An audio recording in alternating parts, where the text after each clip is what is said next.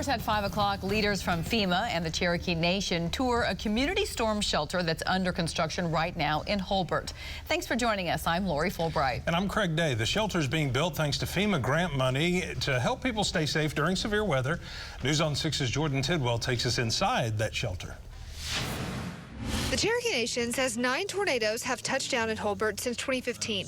With the help of FEMA, the tribe says this new storm shelter will help keep people safe. Not having to travel, an hour, 2 hours away to be able to find shelter is so key to small communities throughout all of Indian country. So the funding for this project came from both the nation and from FEMA, and we're so proud to be able to help strengthen Cherokee Nation's already fantastic resilience. The shelter is right next to the Hulbert Community Center and can fit up to 256 people.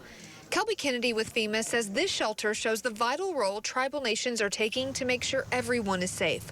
She says it's her job as National Tribal Affairs Advocate to highlight the work FEMA does for tribal nations. For FY21, we put together $25 million for tribal nations. FY22, we doubled that and put together $50 million for tribal nations. The shelter is one of 7 in the reservation funded by the FEMA grant. Principal Chief Chuck Hoskin Jr. says this shelter is an asset to the community. People want a sense of safety and security, and for many people, they don't have their own safe room or storm shelter. They want to know there's a place in their community to stay safe from a storm. He says this shelter is a state-of-the-art building and shows the great partnership between FEMA and the Cherokee Nation. Here's an example of how we work with FEMA, our federal partner, to bring something to a community that needs it. FEMA's made these dollars available. We have the capacity to take those dollars and put them into action, and people can see that in Hulbert. The shelter is expected to be complete in July.